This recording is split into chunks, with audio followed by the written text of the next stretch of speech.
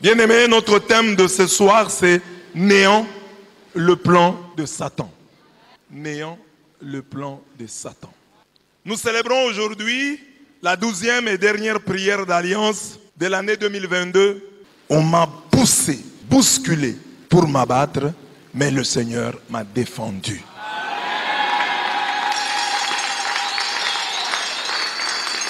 On m'a poussé, bousculé pour m'abattre, mais le Seigneur m'a défendu. Donc, ceux qui me poussaient là, ils avaient un plan. C'est le plan de Satan. S'ils t'ont poussé, bousculé pour t'abattre, et que tu es debout, c'est qu'ils ont échoué. Ils ont échoué. Amen. Dis à ton voisin, si tu es là, c'est qu'ils ont échoué. Si tu es là, c'est qu'ils ont échoué. Acclamons le Seigneur qui nous a défendus et qui les a fait échouer.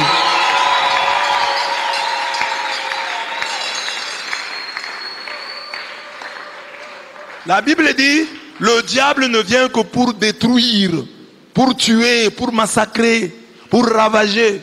Alors quand tu regardes dans ta vie, qui ne t'a pas tué, qui n'a pas massacré, qui n'a pas ravagé, c'est qu'il a échoué. Il a échoué. Lui, le diable, ne veut même pas te voir. Toi, tu veux dire, ah non, je manque ceci, je manque cela. Mais ce n'est pas son projet. Son projet, c'est que tu ne sois même pas là. Donc, tel que tu es là, ça l'énerve. Amen. Amen. Dis à ton voisin, le diable est très fâché. Le diable est en colère. Dis-lui, mais on s'en fout. Au nom de... La colère du diable, on s'en fout. On s'en fout. La colère des suppôts de Satan, on s'en fout. La colère des ennemis de notre destinée, on s'en fout. La colère des sorciers de nos familles, on s'en fout.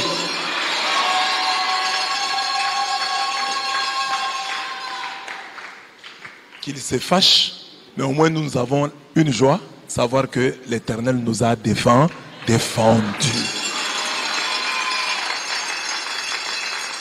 Je le disais ce matin, tu peux avoir des problèmes, tu penses qu'à cause des problèmes, bon, Dieu t'a abandonné. Non, l'ennemi là, tu sais comment il regrette? Parce qu'il a fait ceci, mais ce n'était pas ça son plan, hein? Son plan, c'était ravager. On dit, il ne vient pour voler, pour tuer, massacrer, détruire, c'est ça son plan. Mais comme il ne t'a pas détruit, il n'a pas détruit ta foi, c'est qu'il a échoué. Amen. Donc, échoué. Parce qu'il voulait beaucoup de choses. Attends, tu peux penser, non, hein? Le matin, nous le disions, interprétant le Magnificat. Nous disons, non, le Magnificat. Marie dit, il a renvoyé les riches les mains vides. Mais il a comblé des biens les affamés. Quand il comble des biens les affamés, les orgueilleux, les riches s'en vont les mains vides. C'est-à-dire chaque action qu'il pose à notre égard est une action contre. Quand il te garde, c'est contre. Quand il te bénit, c'est contre. Hein? Il y a toujours quelqu'un qui n'est pas content. Mais Dieu s'en fout. Dieu dit que mon fils rate telle chose parce que tel n'est pas content. Je vais lui donner ça. N'en déplaise à celui-là. S'il faut qu'il se fâche, qu'il se fâche. Mais moi, je ne vais pas arrêter ma miséricorde. Je ne vais pas refuser d'aider mon enfant parce que tel et tel va se fâcher. Dieu te donne, Dieu te garde. Mais il sait que l'ennemi n'est pas content. Mais il te donne tout de même. Amen. Amen. Acclame ce Dieu-là.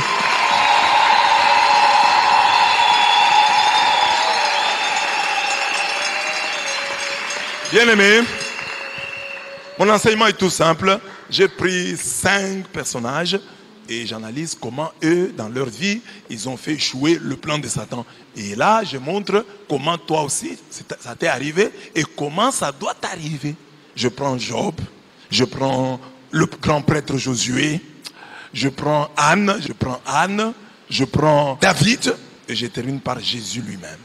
À travers leur vie, je montre comment Dieu, par ses enfants, a fait échouer le plan de Satan. comment les enfants de Dieu, grâce à Dieu, ont fait échouer le plan de Satan. Amen. N'ayons le plan de Satan. Dans la vie de Job. Il y avait dans le pays d'Uz un homme qui s'appelait Job. Et cet homme était intègre et droit. Il craignait Dieu et s'est détourné du mal. Il lui naquit 7 fils et 3 filles. Il possédait 7000 brebis, 3000 chameaux, 500 paires de bœufs, 500 ânesses et un très grand nombre de serviteurs. Amen. Dis à ton voisin, c'est vers là que je tends. Dis-lui, je tends vers là. 7000 brebis, 3000 chameaux, 500 paires de bœufs, 500 ânesses et un très grand nombre de serviteurs. Et il y a des gens qui te haïssent parce que tu as une moto. Mais Job avait 3000 chameaux. C'est comme quelqu'un qui... Parce que les chameaux, à l'époque, c'était comme des moyens de transport. Donc il avait 3000 véhicules, 3000 motos. Et il y a des gens qui te haïssent pour une seule moto, pour un seul véhicule. Dis-leur que Dieu n'a pas encore dit son dernier mot. Dis-leur que Job avait 3000 chameaux. Moi, je n'ai qu'un véhicule.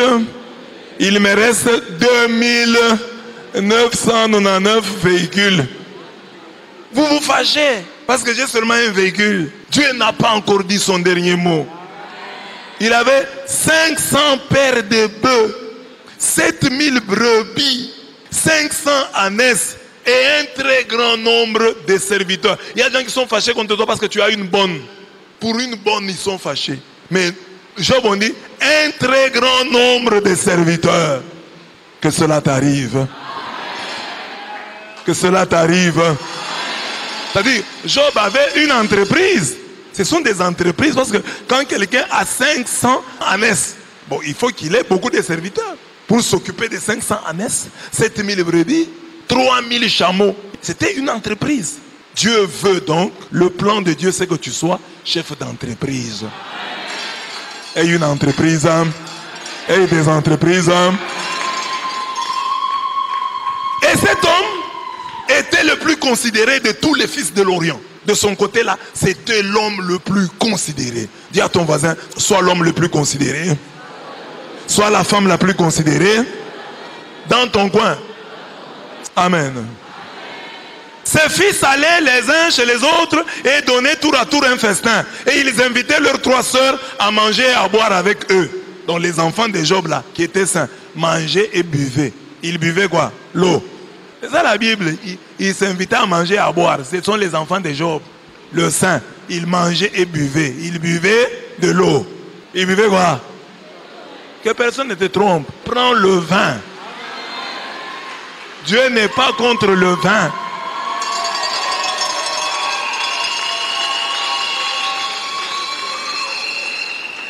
Amen. Les enfants de Job, on dit, ils invitaient leurs 3 sœurs à manger et à boire avec eux. Boire là, c'était l'eau. Hein? C'était le vin. Amen. Et quand les jours de festin étaient passés, Job appelait et sanctifiait ses fils, puis il se levait de bon matin et offrait pour chacun d'eux un holocauste. Job était réaliste, hein?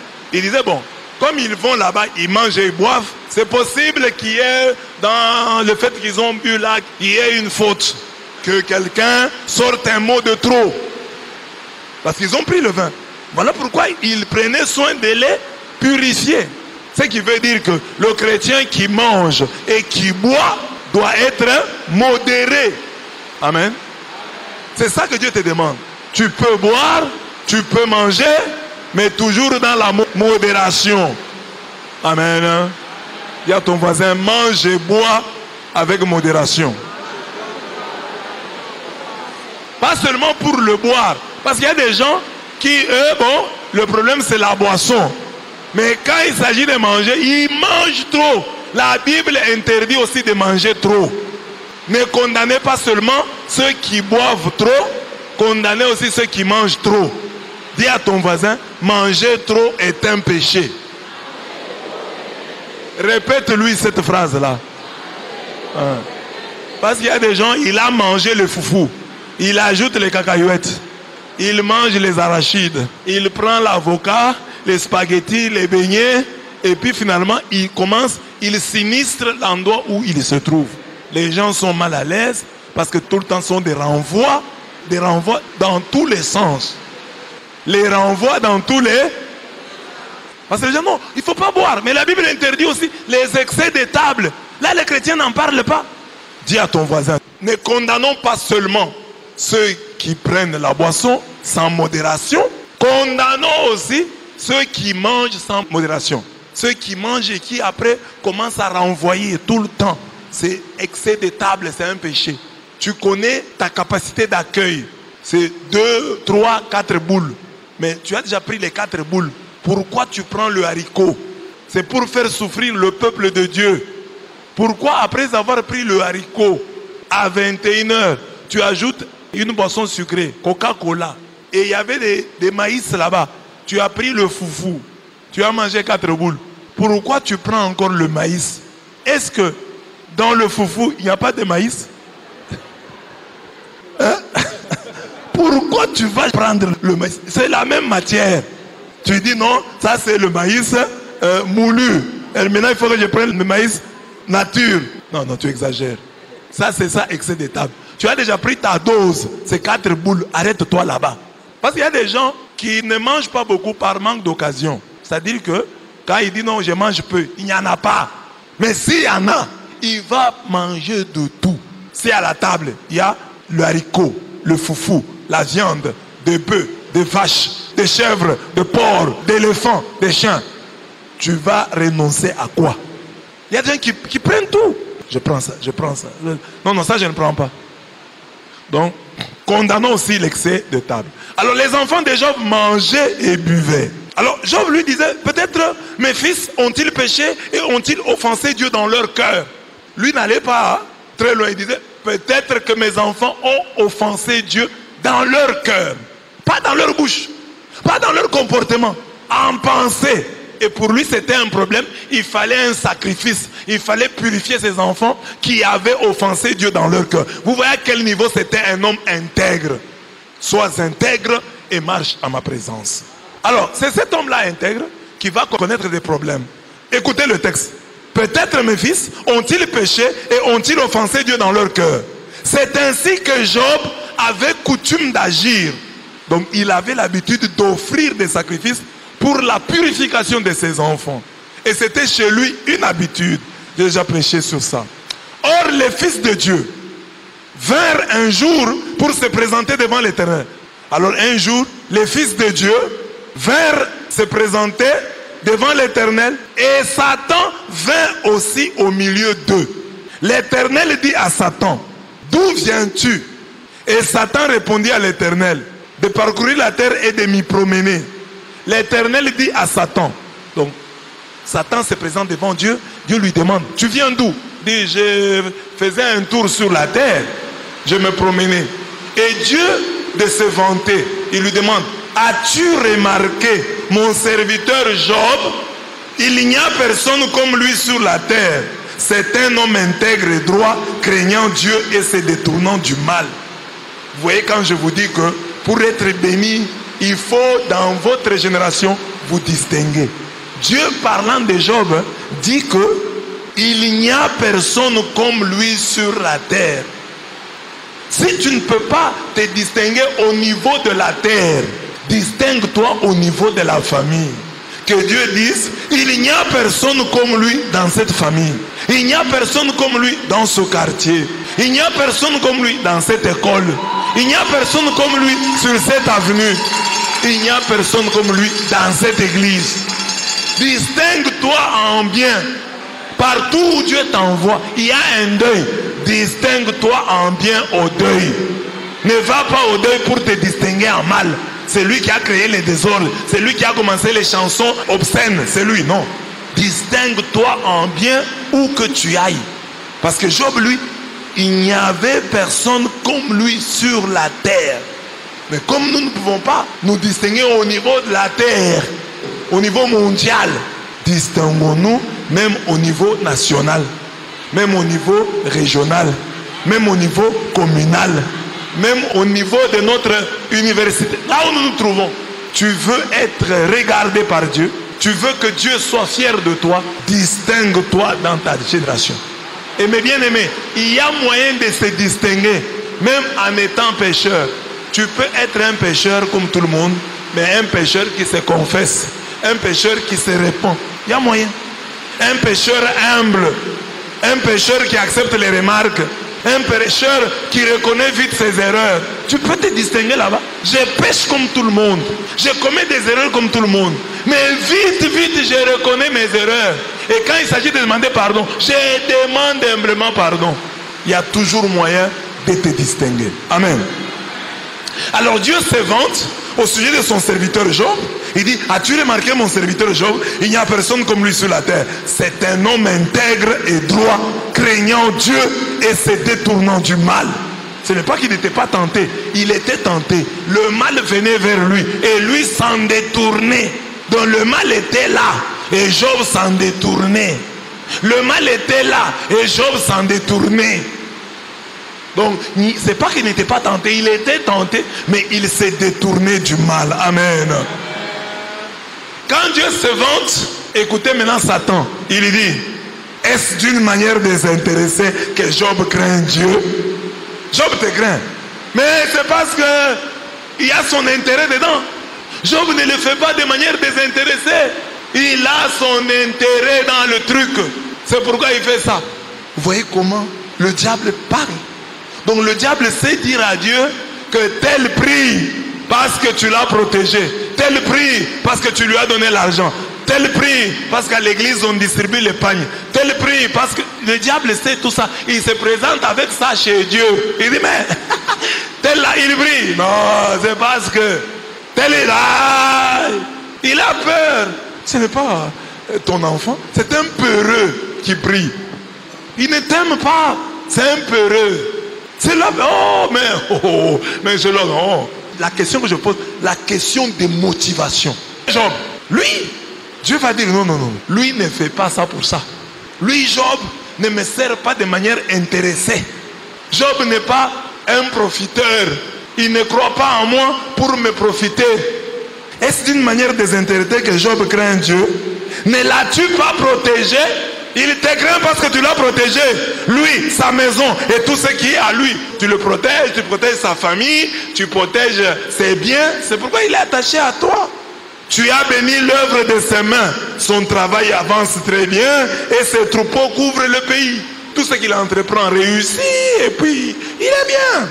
Alors il dit maintenant, mais étends ta main, touche à tout ce qui lui appartient. Et je suis sûr qu'il te maudit en face. Étends ta main, touche à tout ce qui lui appartient, et je suis sûr qu'il te maudit en face. L'Éternel dit à Satan, voici tout ce qui lui appartient, je te le livre. Seulement, ne porte pas la main sur lui. Et Satan se retira de devant la face de l'Éternel. Job 1 à 12. On le voit, le plan de Satan était le suivant. Si Job devient pauvre, si Job perd ses enfants, il va te maudire en face. Moi, j'aurais bien voulu le faire, mais je ne peux rien contre lui, car tu le protèges, lui, les siens et ses biens. Vous voyez, le diable n'a aucun pouvoir. Et il dit à Dieu, Job est bien parce que toi tu le protèges. C'est-à-dire que moi, le diable, je ne peux rien contre lui. Parce que s'il dépendait du diable, si le bonheur de Job dépendait, le diable l'aurait directement attaqué. Mais le diable dit, toi tu le protèges. C'est ainsi que je ne peux pas l'avoir. Mais laisse-le. Alors si tu le laisses, je vais le toucher, toucher ses biens, toucher à sa maison. Amen. Est-ce que tu as compris? On ne peut toucher à ta personne, à tes biens, à ta maison, que si Dieu te livre. Si Dieu te protège, nul ne touchera à ta peau, à ta maison, à tes biens.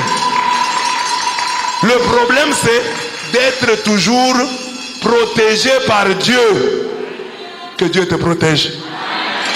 Que Dieu te garde. Que Dieu te cache. C'est ça le plus important dans la vie. C'est pourquoi nous venons à la prière. Nous ne venons pas seulement à la prière pour recevoir des choses. Nous disons ici c'est un abri sûr. Ici c'est un refuge. Ici c'est une protection. Les autres ont trouvé leur protection dans les fétiches, dans l'occultisme. Nous, notre protection est en Dieu. Si nous sommes là jusqu'à maintenant, c'est parce que Dieu nous a protégés. C'est parce que Dieu ne nous a pas livrés comme une proie à leurs dents, comme une proie à la dent de nos ennemis. C'est pourquoi nous sommes là. Si Dieu nous abandonne, ne fût-ce qu'une minute, oh, le diable va se jouer de nous. Le diable va nous faire très mal. C'est comme j'ai dit là, tel que nous sommes là, c'est parce que Dieu nous protège. Le diable est incapable de toucher à la vie de Job. Il faut que Dieu l'autorise. C'est pourquoi il faut être bien avec Dieu. C'est pourquoi il faut être bien avec Dieu. C'est pourquoi pour Dieu il ne faut pas blaguer. Déjà tu es un pécheur. Déjà tu es un coupable. Et tu fais les fiers quand il faut venir à l'église. Déjà tu as des problèmes. Déjà tu as volé. Déjà tu mens. Déjà tu commets l'adultère. Tu es dans l'impudicité. Et tu viens à l'église, tu ne danses pas. Tu gonfles. Tu viens à l'église, tu n'offres pas. Déjà tu as des problèmes. Tu dois faire tout pour un peu supplier Dieu. Pour qu'il te protège. Pour dire, oh, c'est ici que je mange. Tu es pécheur. Tu viens à l'église, on te fait remarque, tu te fâches. Toi le pécheur. Toi le pécheur, c'est comme qui dirait, amen, amen. Tu n'as pas étudié. Mais on t'a fait une faveur. On te donne du travail. Tu vas mettre encore l'orgueil là-bas. Le fait que tu n'as pas étudié, tu ne connais pas français, mais tu as trouvé quand même le travail. Au travail là, tu vas vivre comment? En silence, pour éviter de ne pas commettre des fautes. Par exemple, on t'a élu député. Maintenant, tu ne sais pas parler français. Mais tu te retrouves quand même à l'Assemblée nationale. Tu ne sais pas parler ni français, ni dans ta propre langue. La meilleure chose à faire pour terminer son mandat, c'est faire quoi? C'est la fermer. Tu vas seulement là. Qui sont vous? Qui sont contre? Acclamation. Parce que tu peux prendre la parole, tu vas dire des choses là qui vont encore te coûter cher. Alors, c'est ça la même chose. C'est la même chose ici à l'église. Toi, tu es un pécheur. Tu viens ici. Tu parles encore. Tu crées encore des problèmes ici. Le pécheur, ici, il diminue. Il fait l'agneau. Il dit, hé, nous sommes des méchants, nous sommes ici. C'est comme tu es enfant d'autrui. On t'a chassé chez toi. Maintenant, tu vas chez le voisin là. On prépare foufou avec frétin. Et toi, tu fais remarque. Oh, c'est pas bien préparé. C'est chez toi. C'est ça les pécheurs. C'est comme ça que nous les pécheurs nous nous comportons. C'est-à-dire que Dieu nous a pardonné, Dieu nous a gracié, mais il met à table le foufou avec un peu de frétin et tu commences à faire des remarques. C'est pas bien préparé. Je mange ça par pitié. Normalement, je ne devais pas manger comme ça. Chez nous, on mange mieux. Toi, tu es chez toi. C'est ça chez Dieu. Quand tu viens chez Dieu, sachant que tu es un pécheur, tu dois diminuer. Tu dois diminuer. C'est moi le pécheur là, moi qui ai déjà volé autant de fois à mon Dieu. Je dois être humble. Amen. Dis à ton voisin pécheur, sois humble. Alors, maintenant, nous avons besoin de la protection de Dieu. Et c'est chez Dieu là que tu crées des problèmes. Il y a la guerre. Tu es parti quelque part te réfugier. Et là, c'est un endroit sûr, on ne va pas te tuer. Tu es bien caché là-bas, on te recherche. Mais tu es sûr qu'on ne viendra pas te chercher ici. Toi, tu es à un endroit où l'ennemi ne viendra pas te chercher et tu crées des problèmes, ils vont te chasser, on va te tuer. J'ai raconté cette histoire-là au Kiro. J'étais encore jeune. C'est une image que j'utilisais pour parler de Dieu. J'ai dit, Dieu c'est comme un train. Imagine que tu dois aller au Katanga par train. Alors tu n'as pas de billets. Tu as risqué, tu as fraudé. Et tu es là, tu tiens. Au train, tu n'es pas à l'intérieur. À l'extérieur du train, tu tiens. Et tu dois arriver au Katanga. Maintenant, sur la route, alors que le train est à grande vitesse, les surveillants là viennent, montent là où tu es, commencent à donner des coups sur tes mains qui tiennent là. Tu fais quoi? Tu lâches? Si tu lâches, tu fais quoi? Tu vas faire de ton mieux pour qu'on casse même les doigts, mais toi tu ne vas pas lâcher. Parce que tu sais que c'est une question de vie et de mort. J'expliquais ça aux jeunes, j'étais encore jeune Kiro. Je n'étais pas encore entré au séminaire. C'est l'image que je te disais pour leur parler de Dieu. Dieu est comme ça. C'est lui ta bouée de sauvetage. Hein? Alors, c'est lui qui vient te sauver là. Hein? C'est qui peut te sauver encore. Tu blagues avec. Non, tu vas tenir. Mordicus. Jusqu'à ce que tu vas arriver. Tu vas faire le fier. Amen. Hein? Amen. Hein? Alors, nous avons besoin que Dieu nous protège, soit avec nous. Job va faire échouer le plan de Satan. Malgré toute sa peine, la Bible dit, il se prosterna et dit, alors qu'il n'avait plus rien, le diable avait tout pris. Dieu l'a abandonné. Suivez très bien, hein? Soyez attentifs. Donc, en ce moment-là, Job est abandonné par Dieu. Dieu n'est plus avec lui. Mais un homme abandonné par Dieu, écoutez ce qu'il fait. Dieu l'abandonne, mais il se prosterne. Et il dit, je suis sorti nu du sein de ma mère. Et nu, je retournerai dans le sein de la terre. Je suis sorti nu du sein de ma mère. Et nu, je retournerai dans le sein de la terre. L'Éternel a donné et l'Éternel a ôté. Que le nom de l'Éternel soit béni. En tout cela, Job ne pécha point et n'attribua rien d'injuste à Dieu. Job 1, 21, 22. Regardez, il est abandonné de Dieu. Donc Dieu n'est plus avec lui. Mais Dieu n'est plus avec lui.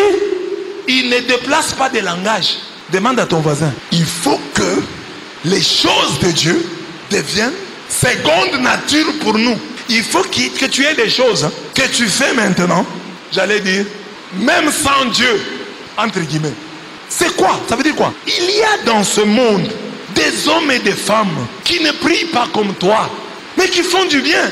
J'ai lu aujourd'hui sur Facebook, Fally Ipupa, il dit, je ne fume pas, je ne prends pas d'alcool.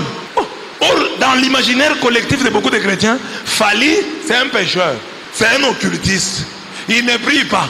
Mais Fally qui ne prie pas, ne fume pas. Mais il y a des chrétiens ici qui ont envie de fumer. Si Dieu leur donne l'argent, ils vont commencer à fumer. Demande à ton voisin, si tu as seulement l'argent, tu as la possibilité de payer un cigare. Tu vas fumer ou tu ne vas pas fumer? Il y a des gens ici qui ne boivent pas par manque d'occasion. Si tu as seulement l'argent, tu as la possibilité de payer le vin, le champagne. Tu vas, Mais regardez, Fally qui a l'argent, qui peut se payer, dit, je ne fume pas, je ne prends pas d'alcool. Fally Ipupa. Mais il y a des chrétiens, même s'ils ne prennent pas d'alcool, c'est un combat. Et ils doivent prier. Oh Seigneur, aide-moi que je ne prenne pas l'alcool. Oh Jésus, Jésus, au secours. Ils peuvent faire 3 jours de prière. Seigneur, aide-moi que je ne prenne pas l'alcool. Seigneur, je suis tenté par la cigarette. Je le disais ce matin. Il y a des gens qui ne prient pas comme nous. Cristiano Ronaldo, Messi, ils peuvent se retrouver sur un stade. Cristiano sait que moi et Messi, nous sommes en train de nous battre. Je dois dépasser Messi, Messi doit me dépasser. Mais Cristiano Ronaldo et Messi vont faire la paix des braves, la paix des courageux. Ils vont se saluer. Si Messi est capitaine, Cristiano est capitaine, ils vont se saluer. Ils vont se saluer. Messi. Mais il y a des chrétiens ici qui ne se parlent pas. Et qui demandent à Dieu, Saint-Esprit, soit avec. Ils ne se parlent. Mais Cristiano, sans Saint-Esprit, il salue Messi. Messi salue Cristiano. Après le match, ils peuvent se gagner, se battre. Ils ont eu des problèmes là pendant le match. Après le match, Cristiano et Messi. Si c'est Cristiano qui a perdu ou Messi qui a perdu, l'autre là vient et il encourage.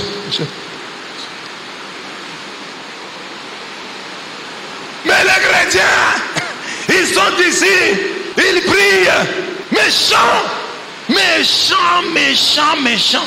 Ils sont là. C'est vous là. Je parle de vous. Un petit rien, il m'a regardé. Ça devient un problème. Comme il m'avait regardé, quand il me regardait là, il était en train de dire quoi dans son cœur?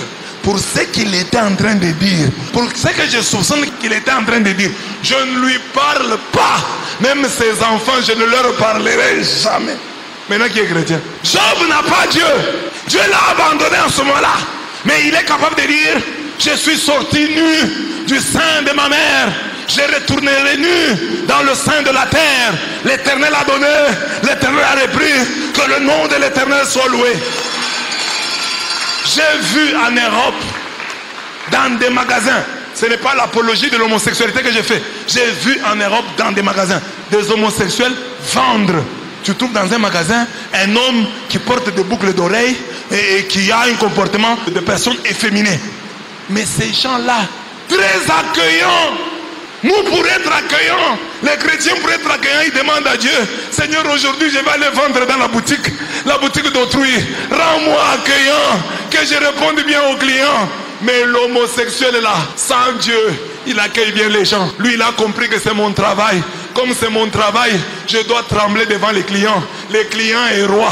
Il n'a pas lu ça dans la Bible, mais c'est dans son ADN. Mais le chrétien que tu es, il doit prier. Seigneur, donne-moi le cœur pour accueillir les malades. Pour accueillir les malades, Seigneur. Quand je vois les malades, ça m'énerve. Mais l'homosexuel là, il est là. Il ne prie pas Dieu. Les malades viennent.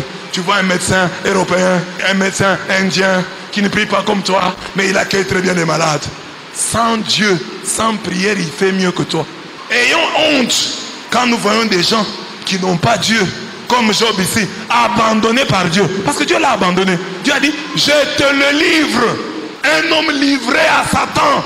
Mais qui dit ça? Dieu a donné, Dieu a repris. Que le nom de Dieu soit loué. Toi, si on te dit ici qu'on t'a livré entre les mains de Satan, hein? Mais tu vas créer la guerre. Moi, livré entre les mains de Satan. Toi, tu es Dieu. Toi, tu es Dieu pour me dire ça. Mais Job, livré entre les mains de Satan, il dit non. Dieu a donné, Dieu a repris, que son nom soit béni. Mais il y a des chrétiens ici. Il dit qu'il est entre les mains de Dieu. Il dit, je suis dans la main du Seigneur. Son fils tombe malade, attrape un simple rhume. Les chrétiens perdent la foi. Où est Dieu? Demande à ton voisin, combien de fois tu t'es révolté contre Dieu? Pour de rien. Pour de rien. Le courant, hein? Il y a coupure de courant. Tu parles mal contre Dieu. Est-ce que c'est Dieu qui doit arranger les courants? Seulement quand moi je ne peux pas les détecter, le courant part. Le courant qui part, il va revenir. Mais tu as déjà mal parlé à cause du courant. Parce que tu as manqué les transports. Mais moi je n'ai pas au travail. Mais Dieu est où? Je viens de prier. Comment je peux manquer de transport? Nous avons déjà mal parlé à cause de la pluie. Comme il pleut là, il y a des gens qui s'interrogent. Comment nous venons à la prière et Dieu fait tomber la pluie? Le monde doit tourner autour de toi. Mais nous nous plaignons pour tout. Mais alors que nous avons dit, Job n'a plus Dieu. Dieu l'a abandonné. Dieu l'a livré entre les mains de Satan. Mais cet homme livré entre les mains de Satan dit, l'Éternel a donné, l'Éternel a repris, que son nom soit glorifié. Cet homme livré entre les mains de Satan, la Bible dit, il ne pécha point en parole. Il n'imputa rien d'indigne à Dieu. Il ne parla pas mal de Dieu. Alors que Dieu l'avait déjà abandonné. Il était déjà livré. C'est-à-dire que lui, la bonté avait quitté la surnature. Était déjà entré dans la nature. Comme on dit, l'habitude crée une seconde nature. C'est le niveau que Job avait atteint. À force de faire le bien qui au début était surnaturel, il a fini par devenir dans sa vie naturel. C'est devenu une seconde nature. Combien de chrétiens peuvent dire, l'amour est devenu pour moi une seconde nature. J'aime les gens, moi j'ai pas de problème de haine. Moi je n'aime pas les gens, je ne fournis pas des efforts pour aimer les gens. Mais toi que tu es chrétien, pour aimer les gens, tu dois demander toujours à Dieu, Seigneur, pourquoi j'ai la haine? Pourquoi tant de haine dans mon cœur? J'ai haine cette personne, elle m'a fait quoi? Et ça les chrétiens que nous sommes. Job n'avait plus Dieu, mais Job avait l'amour. Job n'avait plus Dieu, mais Job parlait bien de Dieu. Il avait tout perdu. Il va perdre tous ses enfants. Il va perdre tous ses biens. Et puis, lui, il était né dans la richesse. Nous ici, même si Dieu nous bénit aujourd'hui, mais nous sommes venus des familles pauvres. Nous sommes habitués à la faim. Quel est le lit que tu as maintenant et le lit que tu avais chez toi? C'est presque la même chose. Il y a juste une petite évolution. Que tu étais sur une mousse, tu as pris la mousse, tu l'as déposée sur un lit. Mais le lit là a problème. Un lit bancal. Un lit bancal, c'est-à-dire un lit handicapé. Mais Job, habitué à la prospérité, se retrouve du jour au lendemain pauvre, n'ayant plus rien. Mais il ne déplaça pas de langage. Mais toi qui es habitué à la pauvreté, tu as vécu, il y a des jours tu as vécu, tu as mangé les foufous avec les mangues. Il y a des mamans aussi comme ça, même des papas, mais parlons d'abord des mamans. Cet homme t'a épousé, tu es déjà chez lui. Alors cet homme arrive qu'un jour il n'a pas l'argent. Non pas pour t'obliger à dormir sans rien mettre sous la dent, mais quand même tu vas manger, mais pas la viande.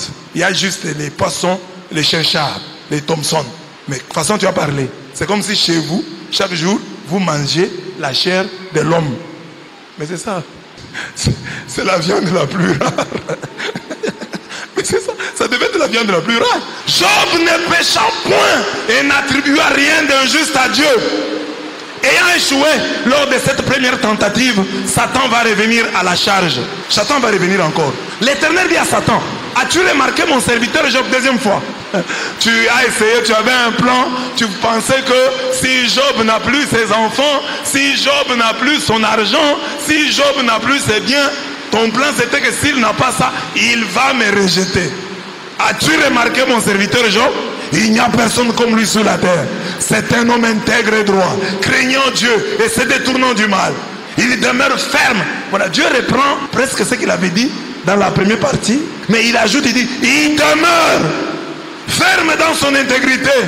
Et tu m'excites à le perdre sans motif. Toi, Satan, tu es en train de me pousser pour que je le perde sans motif. Il n'y a pas de raison. Il persévère, il demeure ferme dans son intégrité et tu m'excites à le perdre sans motif. Et Satan répondit à l'Éternel, peau pour peau, tout ce que possède un homme, il le donne pour sa vie. Mais étends ta main, touche à ses os et à sa chair, et je suis sûr qu'il te maudit en face. Il dit non, bon ça va, ta c'est bien, mais touche maintenant à ses os et à sa chair. Touche à son corps, que Job tombe malade, qu'il ait des problèmes de peau, qu'il ait mal dans ses os, qu'il tombe malade. Là, il a supporté parce que tu as touché à ses biens, tu as touché à ses enfants. Mais touche-le lui-même, qu'il tombe malade, il va te maudire en face. Amen. Alléluia. Alléluia. L'Éternel ne refuse pas. L'Éternel dit à Satan, voici, je te le livre. Seulement, épargne sa vie. Dans la première partie, j'ai livré ses biens. Mais je t'ai livré parce qu'en livrant tes biens, je te l'ai aussi livré. Il dit, je te les livre. Hein? Mais ne touche pas à sa vie. Ne touche pas à sa vie. Épargne sa vie. Et Satan se retira de devant la face de l'Éternel. Puis il frappa Job d'un ulcère malin, depuis la plante du pied jusqu'au sommet de la tête. Et Job prit un tesson pour se gratter et s'assit sur la cendre. Là, c'est tout son corps. Vous voyez quelqu'un qui tombe malade et qui commence à vouloir s'asseoir sur la cendre. En tout cela, Job ne pécha point par ses lèvres. Le plan de Satan, c'était le pousser à maudire Dieu, à parler en mal de Dieu, à critiquer Dieu, à imputer à Dieu des choses indignes de lui. Mais Job souffre, il perd ses biens, il perd ses enfants, il est livré entre les mains de Satan. Mais Job ne pêche pas. Le diable dit non, non, laisse-moi toucher son corps. Dieu dit, je te permets. Il touche au corps de Job et Job ne pêche pas. Il ne déplace pas de langage. Il ne pécha point en parole. En tout cela. Job 2, 3 à 10b. Le plan de Satan est le même. Nous pousser à maudire, à parler en mal de Dieu. Mais comme on le voit, son plan fut anéanti.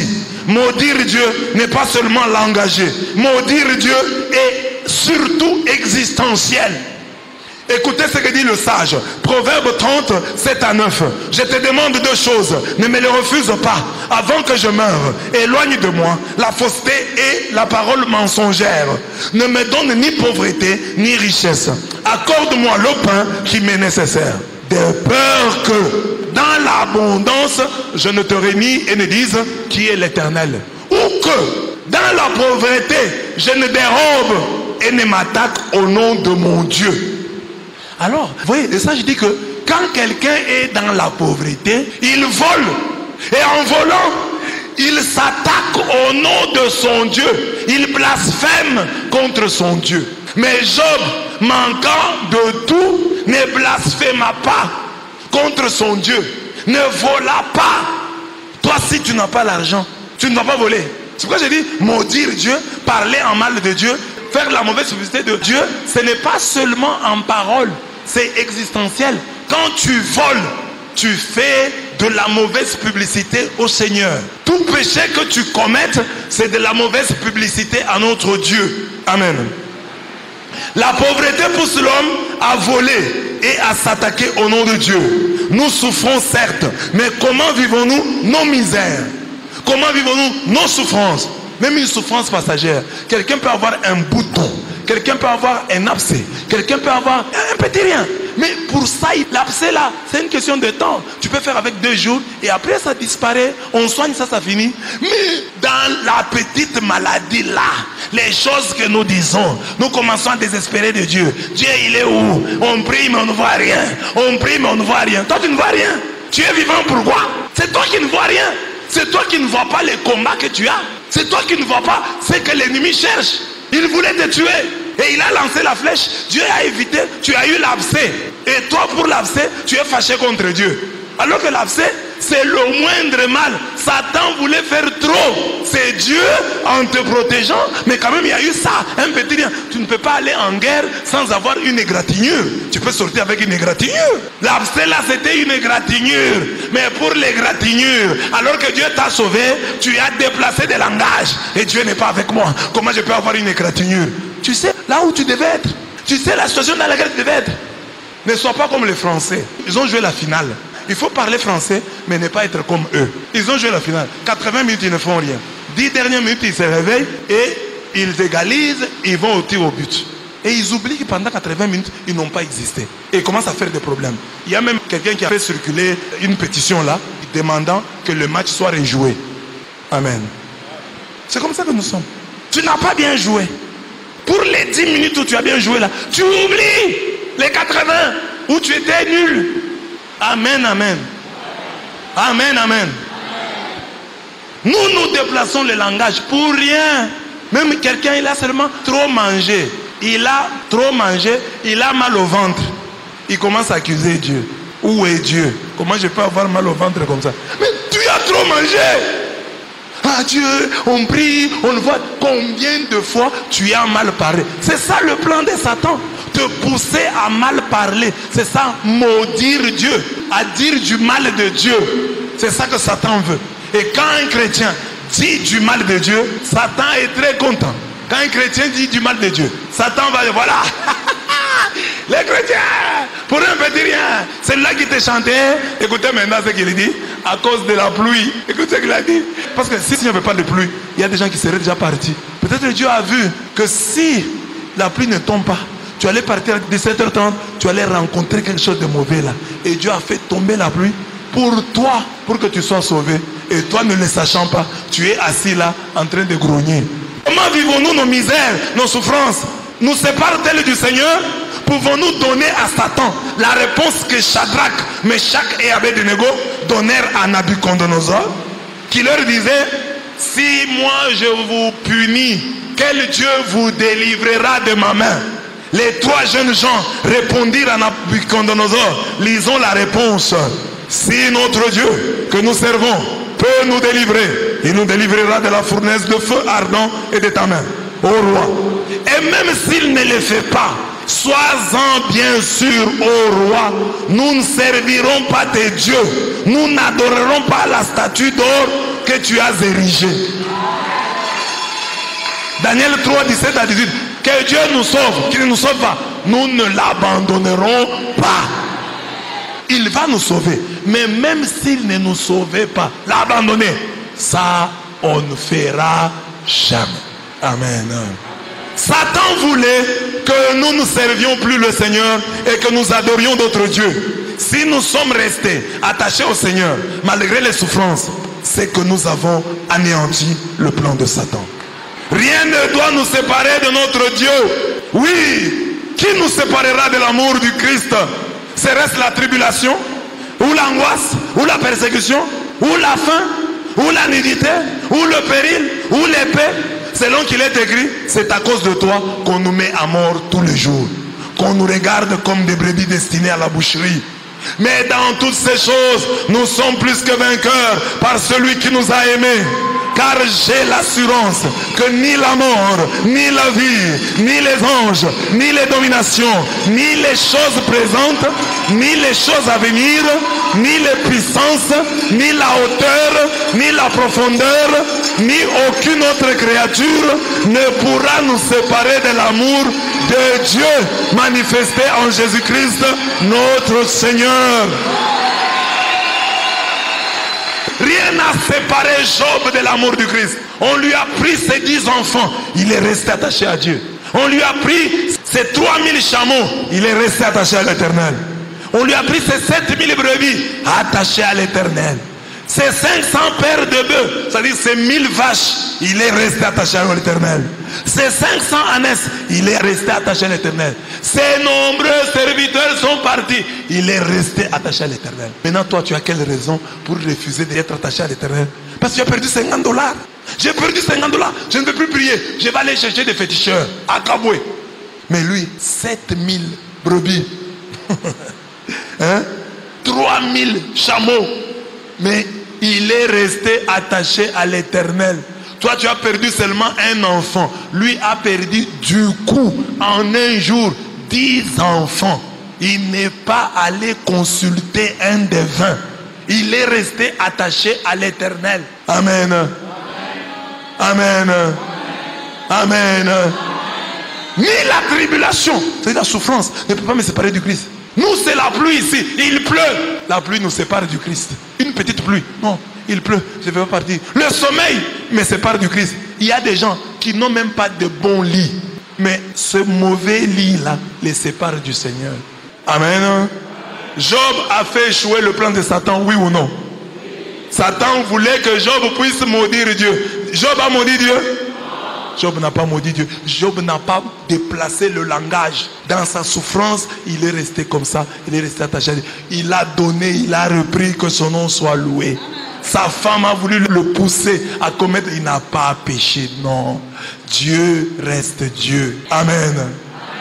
Que Dieu soit fier de toi. Tu vas aussi confesser, Seigneur, oui, j'ai déplacé des langages, mais je m'en répands. Je demande pardon. Mais je te dis que je change. Je ne veux plus retomber dans les mêmes erreurs.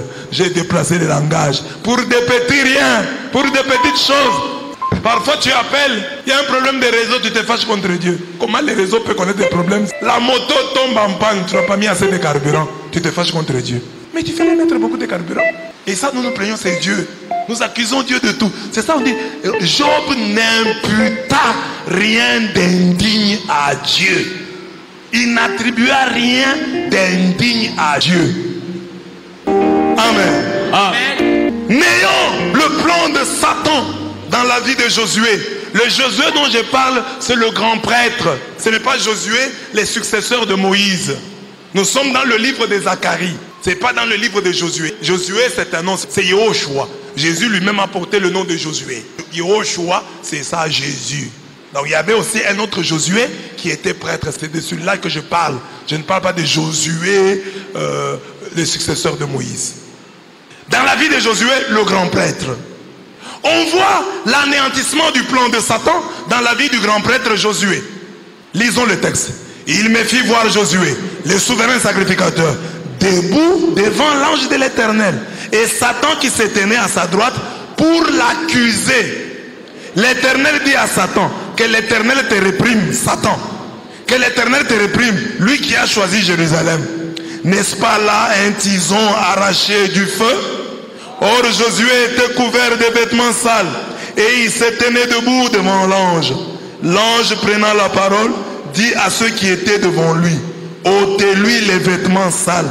Puis il dit à Josué, vois, je t'enlève ton iniquité et je te revêts d'habits de fête. J'ai dit qu'on mette sur sa tête un turban pur. Et ils mirent un turban pur sur sa tête et ils lui mirent des vêtements. L'ange de l'Éternel était là. Zacharie 3, 1 à 5. Satan signifie accusateur, adversaire, accusateur. Diable, diabolos. Ça, son travail. Diviser. C'est lui qui divise. Son plan contre Josué était le suivant. Faire condamner Josué pour ses vêtements sacerdotaux sales. C'est pourquoi il accuse. Il a des vêtements sales. Lui, tout un grand prêtre, avec des vêtements sales comme ça. Ah non, ce n'est pas un grand prêtre. Les vêtements sales montrent que ce n'est pas un prêtre. Ce n'est pas un grand prêtre. Dieu lui-même fit échouer ce plan, car il justifie ainsi son serviteur. Dieu dit, Josué là, il est un tison arraché du feu. Tison arraché du feu. Alors, Dieu dit, mais ce C'est normal que Josué soit sale. Car c'est un tison, il était dans le feu. Et il vient du feu. Et toi tu veux que quelqu'un qui vient du feu soit propre. Et des vêtements propres, c'est normal. Il vient du feu. Voilà pourquoi ses vêtements sont sales. Il a été tiré du feu. Cette réponse nous rappelle Apocalypse 7, 14. Ils viennent de la grande tribulation. Ils viennent de la grande épreuve. Ils ont lavé leurs robes et ils les ont blanchis dans le sang de l'agneau. Ils viennent de la grande épreuve. Les robes blanchies dans le sang. Mais quand vous prenez une robe, vous mettez dans le sang, elle devient rouge, non? Elle devient sale. Mais dit, ils ont blanchi leur robe dans le sang de l'agneau. C'est-à-dire, ils sont morts martyrs. Ils viennent de la grande tribulation. Ils viennent de la grande épreuve. Dieu sait qu'il y a des saletés qui viennent du travail, qui viennent du martyr. On te tue, il y aura du sang sur tes vêtements. Mais quelqu'un peut voir du sang sur les vêtements et t'accuser d'avoir tué. Alors que c'est toi qu'on voulait tuer, c'est toi qu'on a blessé. Pour paraphraser Peggy, disons qu'il y en a qui ont les mains pures car ils n'en ont pas. Quelqu'un peut dire, moi j'ai les mains pures. Mais est-ce que tu as des mains? C'est pas que tu n'as pas des mains, qu'elles sont pures. Si tu avais des mains, elles seraient sales. Ça veut dire quoi? Sur le banc de réserve, sur le banc de touche, on est tous bons joueurs. Hein? Même un handicapé, sur le banc de touche, là, il est sur le banc de touche, il voit quelqu'un qui rate là. Sur le banc de touche, tout le monde est bon joueur. Ah, il a mal joué. Nous tous ici, nous crions sur le joueur qui joue mal. Toi, tu as déjà joué. Tu as déjà remporté même une petite coupe de ton quartier. Même aujourd'hui, regardez l'UDPS. Quand l'UDPS était dans l'opposition, on pensait que si l'UDPS prend le pouvoir, on sera bien. N'est-ce pas? Mais maintenant, les langues se délient. Le président lui-même a dit, hein, j'étais loin de m'imaginer que c'était ça. Quand tu deviens président au Congo, c'est comme ça. J'étais loin d'imaginer que la crise était à ce niveau. Mais Kabila avait dit, hein, si j'avais mis 15 Congolais, sérieux, le pays irait drame. Il n'a pas eu 15. Mais je crois que ce qu'il dit, n'en a pas non plus.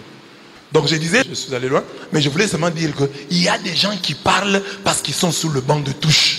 Alors on dit, Josué a les habits sales. Parce que c'est un tison tiré du feu, il vient du feu. C'est pourquoi il a des habits sales. J'explique ici. Sur le banc de touche, tout le monde est bon joueur. Pour paraphraser Peggy, hein, disons qu'il y en a qui ont les mains pures car ils n'en ont pas. Il y a des saints par manque d'occasion. Dieu sait tout cela et il en tient compte. Même lorsque Satan se déchaîne contre nous. Donc Dieu, quand tu vas accuser quelqu'un, parce que Satan c'est un accusateur, tel a péché, tel a des habits sales. Dieu sait et il sait combien chacun de nous est tenté. Il y a des tentations et des tentations. Ici à l'église par exemple, il y a des belles filles. Les belles filles ont plus de tentations que les filles moyennement belles. Pour ne pas dire les filles au visage peu avenant. Amen. Mais oui, mais vous les filles qui avez quand même des soucis, vous avez moins de tentations que les filles belles. Alors il ne faut pas trop dire, ah, telle est pécheresse, telle a fait... Elle a plus de tentations que toi. Tu es une fille là, tu es comme un arbre. Alors le diable quand il accuse Josué, Dieu dit, mais Josué est un tison tiré du feu. Toi tu connais ces tentations? Toi tu sais le feu dans lequel il est sorti? Le feu dont il a été tiré? Ferme ta bouche. Tu ne sais pas les tentations qu'il a eues. C'est ça la vie. C'est pourquoi ne pensez pas que le vol de tel sera jugé comme le vol de tel autre. L'impudicité de tel sera jugée comme l'impudicité de tel autre. Si le droit humain connaît les circonstances aggravantes, les circonstances atténuantes, Dieu aussi connaît ça. Dieu connaît ça mieux que nous, mieux que notre droit. Alors, ce sont de juger les autres. Voilà le plan de Satan. J'accuse Josué. Ses vêtements sont sales. Dieu répond par son ange. C'est un tison tiré du feu. Et que ce soit notre raisonnement, nous ne savons pas les tentations qu'ont les gens. Et imaginez par exemple un médecin. Vous avez déjà médité sur les tentations du médecin? Tu soignes une femme. Tu dis, docteur. Bon. Dans un cadre purement professionnel. Amen. Oui, c'est une tentation. Est-ce qu'il y a beaucoup de gens qui ont ces occasions-là? Une fille te dit, demande-moi tout ce que tu veux. Tu vois, il a des tentations plus que toi. Alors tais-toi. Ah non, l'autre est pécheresse, l'autre est pécheur. Tu connais ces tentations? Ce n'est pas pour justifier le péché. C'est simplement pour dire, quand nous prenons la place de Satan pour condamner les autres, il y a Dieu qui s'élève et qui dit, tu ne sais pas d'où il vient, quelles sont ses tentations. Et il y a même des gens qui ont des problèmes. Il y avait un prêtre d'un diocèse dont j'étais le nom faute de temps. Il prenait de l'alcool. C'était un ivrogne. Mais un jour, le diocèse l'a envoyé en Europe. Il arrive en Europe, mes bien-aimés. Il regarde la télévision italienne. Il voit la télévision, son papa apparaître et il lui dit, rentre au village. Chaîne italienne. Son papa apparaît à la télévision en Italie. Rentre au village. Et tout d'un coup, on voit les chrétiens qui étaient partis étudier. Je rentre chez nous. Je dois rentrer chez nous. Papa dit que je rentre. Envoûté. Et il rentre. Et il vient ici, il boit encore, c'est pas pour boire. Lui est envoûté. C'est différent. Envoûtement, c'est-à-dire, on lui a arraché la volonté. Il n'a plus de volonté. Et ça, tu ne sais pas. Dieu, lui, sait. À celui-ci, ce qu'il fait là, c'est pas lui. On lui a volé la volonté. Amen. Amen. Amen. Josué. Et puis, il n'y a pas que ça. À part ça, il y a quoi? Lorsque Satan nous accuse, notre prière doit être la suivante. Lisons-la. Si nos fautes parlent contre nous, agis Seigneur à cause de ton nom. Oui, nos infidélités se sont multipliées. Contre toi nous avons péché. Toi Seigneur, tu es au milieu de nous. Ton nom est invoqué sur nous. Ne nous délaisse pas. Jérémie 14, 7 et 9. Le plan de Satan est que nous nous accusions jusqu'à nous perdre. Si notre cœur nous condamne, Dieu est plus grand que notre cœur et il connaît toutes choses. Satan va créer en toi le remords. Toi-même tu vas t'accuser. Tu vas refuser de prier parce que tu vas dire, j'ai des vêtements sales, j'ai péché, je ne prie pas. C'est ça son plan. Il te fait tomber dans le péché et il vient, il te dit, tu as péché, ne prie pas. C'est là que tu dois dire, si nos fautes parlent contre nous, agis Seigneur pour l'honneur de ton nom. Ton nom a été invoqué sur nous. Amen. C'est-à-dire, tout le monde ici sait que nous t'appartenons. Ne nous abandonne pas. Tout le monde sait que nous sommes à toi. Si un malheur nous arrive, c'est comme je donne l'exemple, hein? Votre papa organisait une fête, mais votre maman est restée perdre de l'argent. Papa était en voyage, il a envoyé $500 à maman. Maman, c'est mon anniversaire, les gens vont venir à la maison, alors préparez tout. Papa arrive le matin vers 10h et maman lui dit, mon mari, on m'a volé les $500 là pour la fête. Les invitations sont déjà parties. Papa va dire quoi? Il va dire, bon, ça va, il n'y aura pas de fête. Il est fâché contre maman et il dit, quand les invités vont venir, je vais leur expliquer. Chers invités, j'avais donné l'argent à ma femme, mais c'est ma femme qui a perdu. Veuillez m'excuser, c'est la faute de ma femme. Les gens ont besoin de ça. En ce moment-là, c'est l'honneur de ton nom qui est en jeu. Tu as invité les gens. Tu dois chercher une autre somme. Tu dois chercher de l'argent pour sauver les meubles. Qu'on organise quelque chose. Vite, vite là. Que les gens mangent. Vous allez traiter vos affaires avec votre femme. C'est ça qu'on dit à Dieu. Nous avons gâché. Mais ton nom a été invoqué sur nous. Maintenant là, si tu nous frappes, toi aussi on parlera de toi en mal. Les gens vont te critiquer. Parce que nous sommes tes enfants. Tout le monde nous voit aller à la prière. Tout le monde nous voit prier. Tout le monde sait que nous sommes à toi. Tout le monde sait que nous sommes tes enfants. Maintenant là, si tu nous laisses, ça sera aussi ta honte. Agis pour l'honneur de ton nom. Glorifie ton nom. C'est l'honneur de ton nom qui est présentement en jeu. Alors c'est toi qui dois savoir, Seigneur, ici agis pour l'honneur de ton nom. Pour l'honneur de ton nom. Nous avons mal agi, c'est vrai. Mais si tu abandonnes, ça sera aussi ta honte. Les gens ne vont pas seulement se moquer de nous, ils vont aussi se moquer de toi. Nous avons commis des erreurs. Mais si en ce moment-ci tu nous abandonnes, toi aussi, les gens vont t'éclabousser. Toi aussi tu auras la honte. Agis pour l'honneur de ton nom. Le nom qui a été invoqué sur nous. Amen. Si notre cœur nous condamne, Dieu est plus grand que notre cœur. Alors le diable fait quoi? Il vient, il te dit, toi, avec ce que tu as fait comme péché, ce que tu as commis comme péché, tu viens prier, tu as des vêtements sales, tu ne dois plus prier. Avec ce que tu... C'est ce que le monde te dit. Le monde dit ça. Quand toi, tu es ici à l'église, tu chantes. Quelqu'un voit ta photo. On te voit, toi, tu es en train de chanter. Les gens disent, oh, même cette fille prie. Alors pourquoi? Elle ne va pas prier ou quoi? C'est une pécheresse. On connaît ses péchés. Non, elle peut prier. Elle peut prier. Tu sais ce qu'elle dit à Dieu? Elle dit justement à Dieu, Seigneur, délivre-moi de mon péché là. Et la Bible dit que tous ceux qui respirent louent l'Éternel. Or, elle respire et elle dit, comme je respire, je vais louer l'Éternel. Si quelqu'un te condamne, que toi tu es un pécheur, pourquoi tu loues Dieu? Dis-lui que la Bible me dit que tous ceux qui respirent louent l'Éternel. C'est le verset qui m'aide, qui me permet de louer le Seigneur, même si je suis un pécheur. La Bible n'a pas dit que celui qui ne pêche pas loue l'Éternel. La Bible a dit que tout celui qui respire. Or, je respire, donc je loue l'Éternel. Les histoires de péché, là, on verra avec Dieu après. Dis à ton voisin, tu respires, loue l'Éternel. Que personne ne t'interdise de louer l'Éternel parce que tu as péché. Dis que tous ceux qui respirent louent l'Éternel. Or, je respire, je dois louer l'Éternel. Et c'est ça la vie. Dans le monde, les gens sont des suppôts, des travailleurs de Satan. C'est tout le travail qu'ils font. Toi, avec ce que tu as fait, ce que tu as commis comme péché, tu prêches encore. Ce que tu as commis comme péché, tu chantes encore. Alors, je dois me tuer parce que j'ai péché. Dieu agira même pour l'honneur de son nom. Alors, le texte dit, si notre cœur nous condamne, Dieu est plus grand que notre cœur. Et il connaît toutes choses. 1 Jean 3,20. Mais tenons-nous à la parole qui clame. Qui accusera les élus de Dieu? C'est Dieu qui justifie. Qui les condamnera? Christ est mort bien plus. Il est ressuscité. Il est à la droite de Dieu. Et il intercède pour nous. Le diable est l'accusateur. Son plan, c'est nous accuser. Mais heureusement, il y a un Dieu qui justifie. Quand le diable nous diabolise, Dieu vient nous justifier. Il faut croire en cela. Le plan du diable, c'est te faire pécher encore, te faire pécher encore pour t'éloigner de Dieu. Toi, tu as compris son jeu. Plus tu pêches, plus tu dois t'attacher à Dieu. Plus tu pêches, plus tu dois lui dire, j'ai besoin de toi. Viens me délivrer. Tu es venu pour nous les pécheurs. C'est nous les malades qui avons besoin de toi. Amen. Ne mets pas un terme à ta vie à cause d'une faute. Le plan du diable, c'est te faire tomber pour te tuer. Et toi, tu dois être sage, intelligent.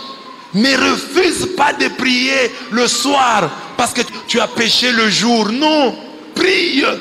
Fais comme David. Il a pris la femme d'autrui. Il a tué le mari d'autrui. Mais il a composé le psaume 51. Miserere. Amen.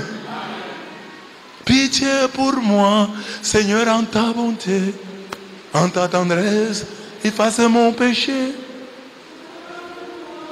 Toute malice et de ma faute. Ça, c'est le psaume 51. C'est-à-dire, si nous prenons l'hypothèse que tous les psaumes appartiennent à David, nous disons que David vit bien jusqu'au psaume 50. Il pêche, il compose le psaume 51.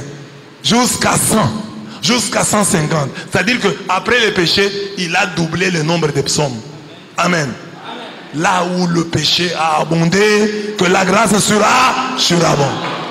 C'est une manière de défier le diable.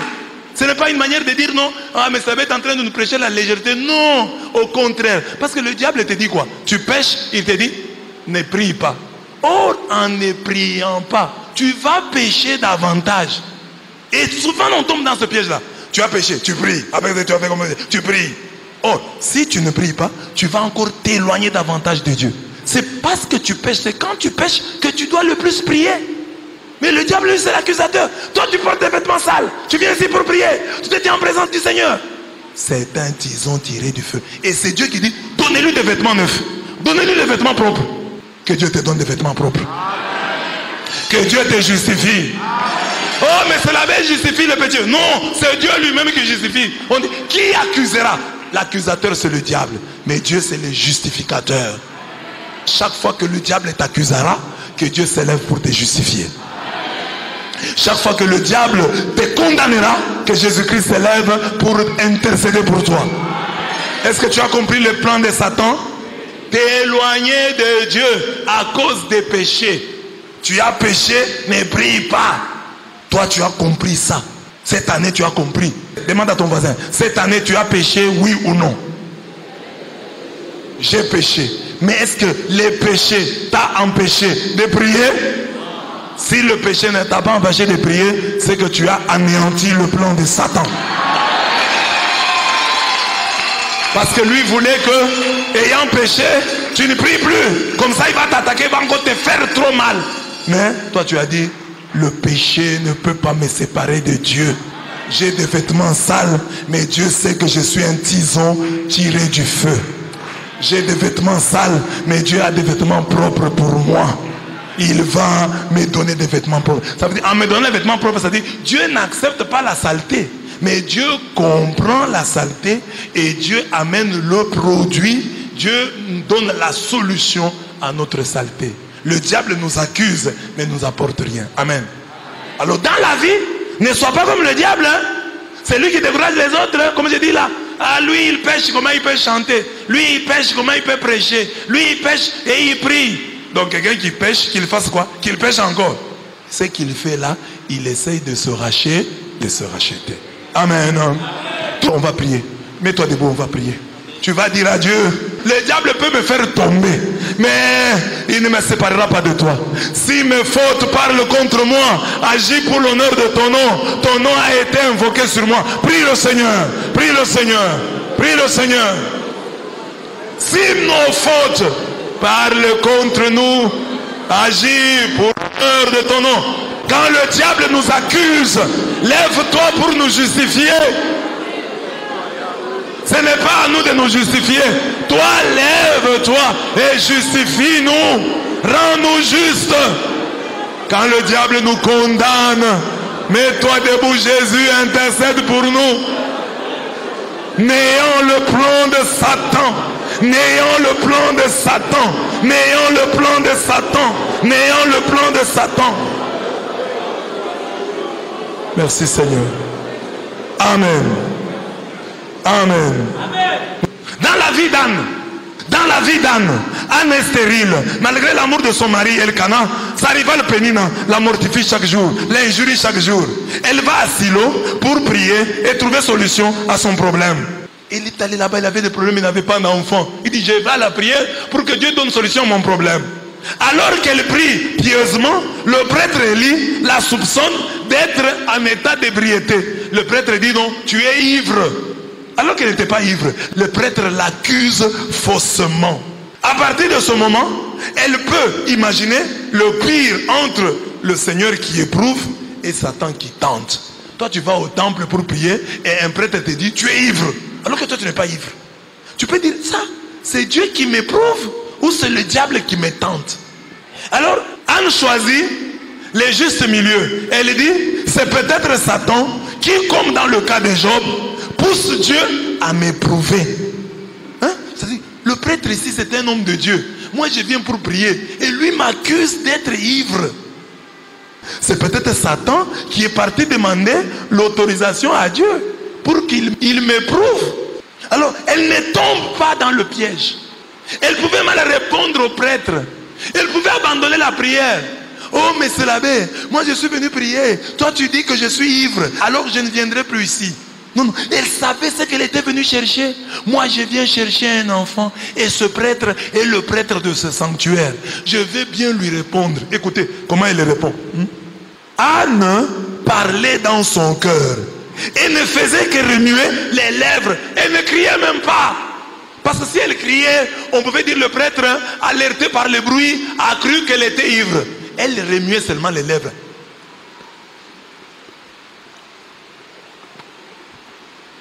Le prêtre, elle est ivre. Maman, tu es ivre. Écoutez. Et puis le prêtre ne sera pas tendre. Anne parlait dans son cœur et ne faisait que remuer les lèvres. Mais on n'entendait point sa voix. Élie, le prêtre, pensa qu'elle était ivre. Il pensa qu'elle était ivre. Et il lui dit quoi? Lisons. Jusqu'à quand seras-tu dans l'ivresse? Fais passer ton vin. Fais passer ton vin. Imagine toi tu es à l'église. Un prêtre comme moi te dit ça. Tu es venu prier. Le prêtre te dit jusqu'à quand tu vas être ivre. Fais passer ton vin. Tu lui réponds comment? Monsieur l'abbé, c'est l'année du discernement pour l'anéantissement du plan de Satan. Si tu ne sais pas discerner, c'est ton problème. Vous les prêtres d'aujourd'hui, vous ne priez pas beaucoup. Tu vois, tu manques le discernement. Et puis tu ne me verras pas ici. Je vais dans une autre paroisse. Hé, apprends seulement ici. Amen. Écoutez sa réponse. Anne répondit. Non, mon Seigneur. Non, mon Seigneur. Je suis une femme qui souffre en son cœur. Je n'ai pas bu ni vin, ni boisson enivrante, mais je répandais mon âme devant l'Éternel. Ne prends pas ta servante pour une femme pervertie. Ne prends pas ta servante. Oh, donc Anne, tu es la servante du prêtre. Tu n'es pas la servante de l'Éternel. Ne prends pas ta servante pour une femme pervertie, car c'est l'excès de ma douleur et de mon chagrin qui m'a fait parler jusqu'à présent. Quand il dit ça, le prêtre est désarmé. La réponse de la femme désarme le prêtre. Parce que la femme a bien répondu. La femme a bien parlé. Et Élie reprit la parole et dit, va en paix. Et que le Dieu d'Israël exauce la prière que tu lui as adressée. Elle n'a pas engagé des bras de fer avec l'homme de Dieu. Et là, au contraire, chercher sa bénédiction. Le plan de Satan est anéanti quand tu restes dans les formats ici d'Anne. Le plan de Satan est anéanti quand, comme Anne, tu réponds bien à un prêtre qui t'accuse injustement. Mais nous avons des chrétiens qui sont interpellés justement, mais qui veulent gronder le prêtre, qui veulent dire que le prêtre a tort, alors qu'ils sont dans l'erreur. Curieux. C'est Élie qui dit, va en paix et que le Dieu d'Israël exauce la prière que tu lui as faite. Anne répond comment? Lisons sa réponse. Que ta servante trouve grâce. Là, ça vous coince. Vous êtes coincé. Parce que d'après vous, il a dit que ta servante trouve grâce au Dieu de Dieu. Vous allez mettre Dieu là-bas. Mais elle dit que ta servante trouve grâce à aux yeux de qui? Du prêtre Élie. Oh, c'est ce que toi tu ne veux pas. Toi tu veux parler avec Dieu, communiquer avec lui en direct. Le prêtre c'est rien. Le prêtre c'est un aventurier. Je vous informe qu'Élie était un prêtre à problème. Ses deux enfants, Ophni et Pinas, c'était des aventuriers, des impudiques, voleurs d'offrandes. Il avait échoué dans l'éducation de ses enfants. Mais lui, il est respecté par cette femme. Même si lui-même était un prêtre qui n'était pas à la hauteur. Il n'était pas à la hauteur. Vous savez dans quelles conditions il va mourir? Il cabode. Mais c'est celui-là, la femme dit que ta servante trouve grâce à tes yeux. Point d'exclamation. La suite du texte, lisons. Et cette femme s'en alla, elle mangea et son visage ne fut plus le même. Donc avec la parole du prêtre, elle a retrouvé la santé, elle a retrouvé l'appétit, elle a commencé à manger. Son visage a été transformé. Et quand son mari l'a touché, elle a eu directement un enfant, Samuel. Elle savait ce qu'elle était partie chercher au temple. Et quelles que soient les complications du prêtre, elle est restée fidèle à sa vision. Elle savait pourquoi il était venu au temple. Le plan de Satan c'est celui-là. Tu viens au temple pour chercher quelque chose d'autre et lui, parce que le diable peut m'utiliser. Si ce n'est pas le diable, mais Dieu peut m'utiliser pour t'éprouver. Le diable peut m'utiliser pour te tenter. Parce que même Pierre, il ne faut pas vous étonner. Comment M. Rabé peut dire le diable peut l'utiliser? Oui, parce que le diable a utilisé Saint Pierre. Pierre a dit à Jésus, Jésus, cela ne t'arrive pas. Jésus a dit, arrière de moi, Satan. Donc même moi, le diable qui sait que tu as besoin du mariage, il sait que tu as besoin de l'enfant, tu as besoin du travail. Le diable peut m'utiliser. Tu peux venir un jour, je suis fâché. C'est pas Dieu, ça peut être le diable. Tout comme Dieu peut m'utiliser. Alors j'ai mis les deux ensemble, j'ai dit, le diable peut vouloir te tenter. Mais Dieu m'utilise moi pour t'éprouver. Pour voir ce qu'il y a au fond de ton. Le diable dit non, l'autre est là, il croit en toi. Parce que le prêtre est gentil avec lui. Parce qu'il y a des chrétiens qui persévèrent à la prière parce que le prêtre est gentil avec eux. Le jour où le prêtre ne sera plus gentil avec eux, ils ne prieront plus. Il y a des gens ici qui prient parce que je suis cool avec eux. Quand je les vois, bonjour, comment ça va? Ça va bien? Ça fait longtemps, on est content de te voir. Là tu es content. Tu me savais même, je viens à la prière. Mais le jour où me savais va commencer à te gronder, bonjour, il ne répond pas. Quitte ici. Bonjour, quitte ici. Tu vas prier. Tu vas prier. Toi qui pries dans ta place, tu vas persévérer. Nous venons à la place parce qu'entre autres, les prêtres sont cool. Bien-aimés dans le Seigneur, bonjour. Bonjour, papa. Alors aujourd'hui, la lecture. Là, vous êtes content. Amen. Amen. Donc il y a beaucoup de chrétiens qui prient parce que les prêtres sont cool. Si le prêtre n'est pas cool avec toi, tu ne vas plus prier. Tu es aussi attaché à la prière parce que l'abbé est cool avec moi. Quand il me voit, il est content. Quand il me voit, il est gentil avec moi. Il me reçoit vraiment très bien. En tout cas, je sens que c'est un bon père. Mais les jours, je vais commencer à te gronder. Je serai encore un bon prêtre. Ah, c'est ça. Alors, le diable sait ça. Le diable va dire à Dieu, Seigneur, tel prie parce que le curé est bien avec lui. Voyons s'il est un vrai chrétien. Que le curé le gronde. Ce jour-là, comme dans le cas de Job, tu viens, tu n'as rien fait. Dis, quittez ici. Mais savez, vous dites à moi ou au petit qui est derrière? À toi. À moi. Je suis père de famille avec 4 enfants. Amen. Lorsque, des années plus tard, Anne revint pour accomplir le vœu qu'elle avait fait de consacrer son fils au Seigneur, elle ne rappela même pas à l'homme de Dieu son incartade, son erreur. Elle ne lui rappela pas.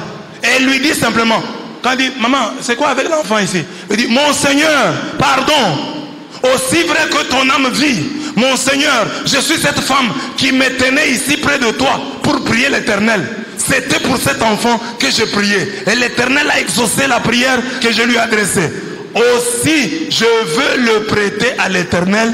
Il sera toute sa vie prêté à l'Éternel. Et il sera toute sa vie prêté à l'Éternel. Et ils se prosternèrent là devant l'Éternel. 1 Samuel 1, 26 à 28. Donc, cette femme avait l'occasion de rappeler au prêtre son erreur. Elle veut dire, je suis la femme que tu avais traitée d'ivrogne là. Elle ne dit même pas ça. Elle a oublié. Elle a oublié. Mais nous avons des chrétiens à qui on fait du bien et qui oublient. Le prêtre qui t'avait bien reçu, qui t'avait bien accueilli, le prêtre qui t'avait soutenu, le prêtre qui est toujours bien avec toi, le prêtre qui t'avait élevé. Parce que moi j'ai des chrétiens ici à l'église que j'ai élevés. J'ai parlé d'eux en bien devant tout le monde. Parce que c'est un risque que je prends. Qu'ici à l'église, je te loue, je te présente en modèle. C'est un risque. Parce que tu es un homme, tu peux me décevoir. J'ai dit voilà, telle fille c'est une bonne fille. Tel garçon c'est un bon garçon. J'ai pris le risque. Je prends le risque de faire un poème sur toi, sur la page, ma page. Je mets, c'est une bonne fille, c'est une bonne maman. Elle est douce, elle est calme, elle est comme ça, elle est comme ça, il est comme ça. C'est un risque que je prends. C'est un risque. C'est un risque. Parce que plus tard, quelqu'un peut me retourner ça. Mais toi, tu avais dit ça. Alors, le prêtre là qui a fait un poème pour toi, et tu n'en auras pas deux, peut-être qui feront des poèmes pour toi. Un prêtre qui a fait un poème pour toi, un prêtre qui a bien vécu avec toi, un prêtre qui parlait toujours bien avec toi. Je ne sais pas d'où vient que tout d'un coup, tu ne parles plus bien avec toi. Quel est le problème entre toi et ce prêtre? Cette femme, elle a oublié le mal. Elle dit, je suis la femme qui prie ici.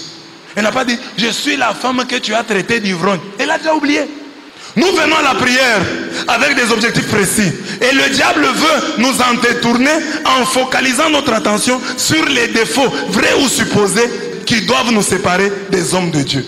Les défauts des prêtres, des hommes de Dieu, qui doivent nous séparer d'eux. Le diable focalise ton attention. Regarde l'abbé, il parle comme ça. Regarde l'abbé, il a fait comme ça. Regarde comment il marche. Regarde comment il parle. C'est ça le diable. C'est ça son travail. Toi, tu es venu pour un objectif, mais lui détourne ton attention. Tu es venu pour avoir l'enfant. Il détourne ton attention sur la colère et le soupçon du prêtre Élie. Comme ça, tu seras fâché contre lui et tu laisseras ta bénédiction. Une maman m'avait dit ça. Elle est allée en Bushmaï dans une paroisse il y a longtemps. Alors il arrive là-bas, ils vont voir un prêtre. Ils arrivent là, ils frappent à la porte et c'est une dame qui sort. Bonjour, vous cherchez quoi? Le papa, c'est la maman qui me raconte. Mon mari, quand elle a vu seulement ça, nous venons frapper chez le prêtre, c'est une femme qui nous ouvre. En tout cas, ça, ce n'est pas un prêtre. Mais la femme là, c'est qui? Ça peut être la soeur, la nièce du prêtre. Mais toi, tu savais, non? Ils sont venus avec un problème. Ils ont frappé à la porte. Et le diable les connaissant, peut-être Dieu avait dit, je vais bénir ces gens. Mais le diable a dit, ne les bénis pas. Leurs cœurs ne sont pas convertis. Tentons-les. Toi, tu les éprouves, moi, je les tente. Alors, pam, pam, pam, mettons une femme là-bas. Dès qu'ils vont voir, ils vont tomber. Bonjour, vous cherchez l'abbé? Pourquoi? Car on ne cherche plus l'abbé, on parle. C'est quoi ça? Toi, tu es abbé? Toi, tu es chez les prêtres, pourquoi? Toi, tu es une femme, tu es chez les prêtres. C'est ça, vous abîmez la vie des prêtres. on part. Ils ont raté leur bénédiction. Le diable te connaît. Il sait les choses, les points où tu n'es pas mûr. Il sait. Et c'est sur ce point-là qu'il va te faire rater ta bénédiction. Il sait que tu t'aimes trop. Tu t'aimes tellement que tu ne veux pas qu'on te fasse des remarques. Oh, à l'église, on t'en fera. Et le diable, sachant cela, il va dire au prêtre, il va causer dans sa causerie avec Dieu. Il va demander à Dieu de te livrer à lui pour qu'on t'éprouve sur ce point-là, sur ton orgueil. Tiens, le prêtre m'a humilié. Je quitte l'église. Quitte. L'église ne tombera pas. Il y a des grands personnages qui ont quitté l'église. Je vous en ai parlé. Leonardo Boff, grand théologien de la libération. Il a quitté l'église. Il s'est marié à sa secrétaire. L'église n'est pas tombée. Charles David, grand théologien. Il a quitté l'église. L'église n'est pas tombée. Fabien Eboussi Boulaga, jésuite, camerounais. Il a quitté. Un homme très intelligent, écrivant des livres au contenu abscon. Abscon. Il a écrit Christianisme sans fétiche. Fabien Eboussi Boulaga. Allez sur YouTube, c'est Fabien Eboussi Boulaga. Vous allez voir, un homme très intelligent. Il a quitté. L'église tient. L'église tient. Monseigneur Milingo, un évêque puissant. Il a quitté. L'église tient. Martin Luther, c'était un moine augustinien. Il a quitté. Il a créé même son église. L'église tient. Seulement toi. Amen. Dis-lui, tu dépasses Leonardo Boff. Tu dépasses Charles Davis. Tu dépasses Fabien Eboussi Boulaga. Demande-lui, est-ce que tu dépasses Fabien Eboussi Boulaga? Voilà. Nous venons à la prière avec des objectifs précis. Et le diable veut nous en détourner en focalisant notre attention sur les défauts, vrais ou supposés, des hommes de Dieu, pour nous séparer d'eux. N'oublions jamais ce détail de la vie du roi Joas. Joas, lisons, avait 7 ans à son avènement. Et il régna 40 ans à Jérusalem. Sa mère s'appelait Sibia. Elle était de Bersabée. Joas, lisons, Joas fit ce qui est agréable à Yahweh tout le temps que vécut le prêtre Yehoyada. C'est-à-dire, quand le prêtre Yehoyada est mort, Joas a changé. Il n'était plus le même. Dans ta vie, tu as besoin de l'ombre d'un prêtre, de l'ombre d'un homme de Dieu. Tu peux penser que c'est faux, mais c'est vrai. Je continue. Ça, c'est 2 Chroniques 24, 1 à 2. Le plan de Satan, c'est tuer en vous, physiquement ou symboliquement, l'homme de Dieu. Car une fois le prophète mort, le croyant vit comme bon lui semble. J'ai déjà donné l'exemple ici. Moi, je suis votre curé dans cette paroisse. Beaucoup ont déjà témoigné que quand je vais à Kinshasa, par exemple, ils sont pendant le carême. Ils ne vivent pas le carême comme ils l'auraient vécu quand je suis là. Vrai ou faux? Beaucoup de gens m'ont déjà dit ça. Passez-moi le visionnaire de mon carême là. Alors moi, quand je suis là, je vais te rappeler. Faisons ceci, faisons ça. Mais quand je ne suis pas là, bon, il y a quelque chose, il y a un relâchement. Et écoutez maintenant. Le plan de Satan, c'est tuer en vous physiquement ou symboliquement l'homme de Dieu. Car une fois le prophète mort, le croyant vit comme bon lui semble. C'est ainsi qu'Anne dit au prêtre Élie, aussi vrai que ton âme vit. C'est-à-dire, je te laisserai quand tu vas mourir. Mais tant que tu es vivant, aussi vrai que ton âme vit. C'est ainsi qu'Élisée ne se laissa pas décourager par le défilé auquel le soumit son père spirituel. Et à chaque fois, de Gilgal au Jourdain, en passant par Bethel et Jéricho, son refrain fut: l'Éternel est vivant et ton âme est vivante, je ne te quitterai point. Or le diable, son projet, c'est quoi? Tu es en toi physiquement, tu es en toi symboliquement, ou tu es physiquement l'homme de Dieu. Comme ça, il va te travailler. Aussi l'Éternel ton Dieu. Vous savez l'histoire d'Élisée? J'en ai parlé ici vite. Ils sont à Gilgal. Et Élie dit à Élisée: je pars à Bethel, reste ici, moi rester ici, sans toi. L'Éternel est vivant, ton âme est vivante, je ne te laisserai pas. Je te laisserai le jour où tu mourras. Mais tant que tu es vivant, tant que l'Éternel est vivant, que toi tu es vivant, je te suivrai.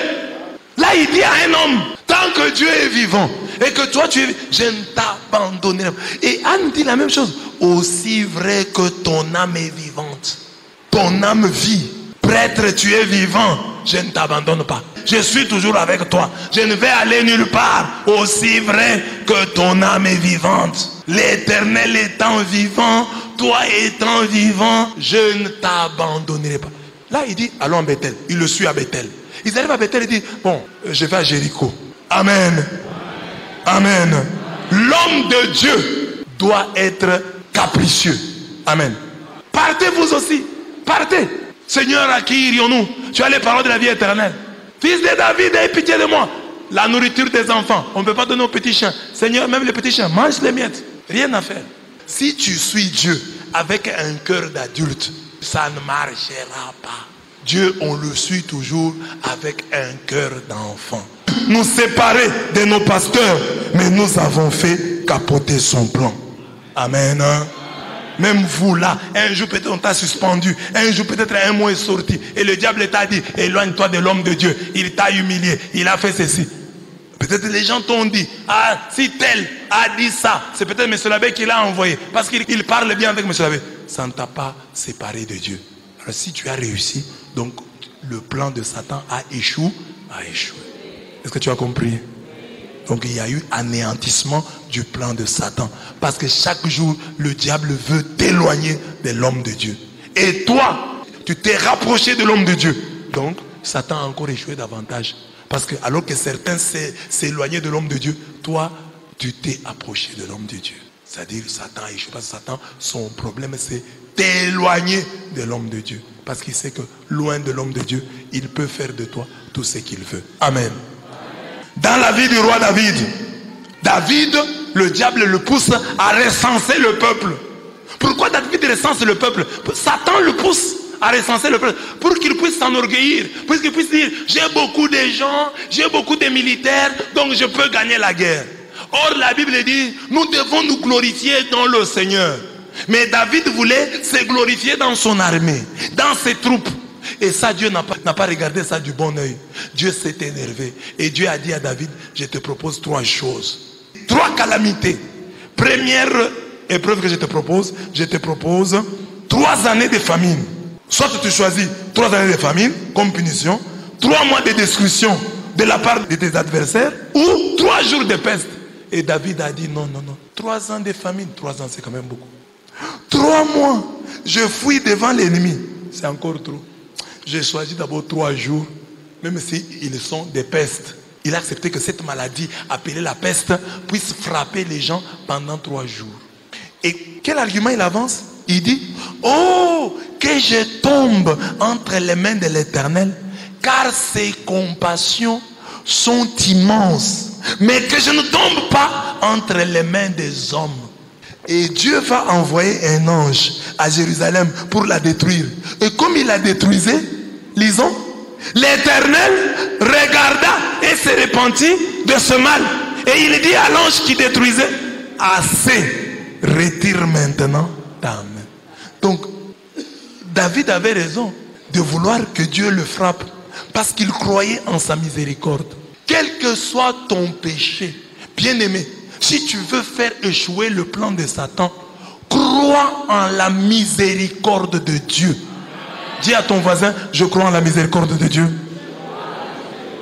Si tu crois en sa miséricorde, quel que soit le péché, Dieu te le pardonnera. Voilà que Dieu a envoyé un ange. Et l'ange commence à frapper. Dieu lui-même dit non, retire ta main. Assez, ça va, ça suffit. Dieu est miséricordieux. Même quand il est fâché, crois en sa miséricorde. C'est ce que dit la Bible, Psaume 147, verset 11. L'Éternel aime ceux qui le craignent, ceux qui espèrent en sa bonté. Tu pries Dieu, crois en sa bonté. Dis à ton voisin, Dieu est bon. Dieu est bon. Alors, voilà ce qu'il dit. Ne te glorifie pas dans ton armée, dans ta force, dans tes réussites. Glorifie-toi dans le Seigneur. Que celui qui se glorifie dans le Seigneur. Et se glorifier dans le Seigneur, c'est quoi? La Bible dit, Jérémie 9, 24 dit, celui qui veut se glorifie d'avoir l'intelligence et de me connaître. savoir que je suis l'Éternel qui exerce la bonté, le droit et la justice sur la terre, car c'est à cela que je prends plaisir. C'est glorifier dans le Seigneur, c'est se glorifier de la croix du Christ. Si tu dois te glorifier, glorifie-toi parce que Jésus est mort pour toi. Signe-toi tel que vous me voyez, Jésus est mort pour moi. Ne te glorifie pas pour tes habits, pour ta maison, pour ta voiture. Glorifie-toi dans le Seigneur. Dis aux hommes, Dieu m'aime. Dieu est mort pour moi. Jésus est mort pour moi. C'est ma plus grande fierté. Amen. Amen. Ça, c'est dans la vie de David. Il a commis l'erreur en recensant le peuple. Il recensait le peuple. Le diable l'avait poussé. Qu'il recense le peuple. Comme ça, il sera orgueilleux de ses troupes. Dieu frappe. Mais David, comme il avait mis sa foi dans la miséricorde de Dieu, Dieu qui frappait, lui-même dit à l'ange, arrête, ça suffit. Donc, même si tu as commis une erreur, crois toujours en la miséricorde de Dieu. C'est ça qui fera capoter le plan de Satan. Satan te pousse à la faute pour que Dieu te frappe.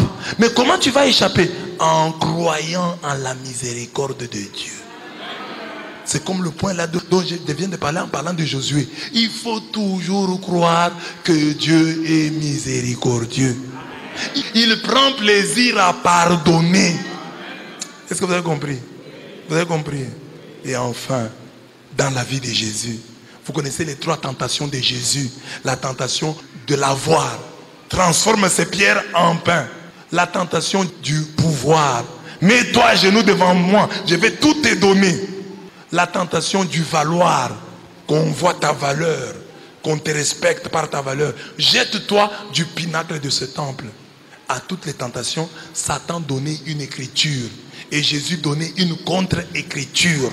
Il est écrit, disait Satan. Jésus répondait, il est aussi écrit. Pour faire capoter le plan de Satan, il faut connaître les Écritures. Il faut connaître la parole de Dieu. Amen. Parce que Satan viendra avec des versets. Satan viendra avec des chapitres. Mais toi, tu dois connaître la Bible. Pour lui dire, quand il dit, il est écrit. Toi, tu dis, il est aussi écrit. Parce que la Bible dit que tout fait doit être établi quand il y a 2 témoins. Et ça, on dit ceci.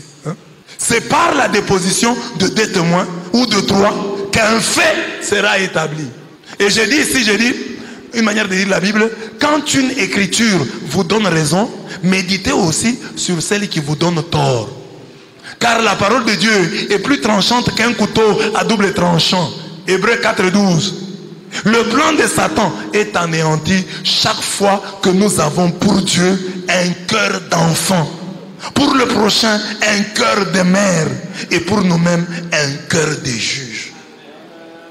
Si notre cœur ne nous condamne pas, nous avons de l'assurance devant Dieu. Je donne toujours cet exemple. Je dis, tu viens à l'église, la prière traîne. Alors le diable te dit, sors. Tu sors quand même, tu vas en cours de route.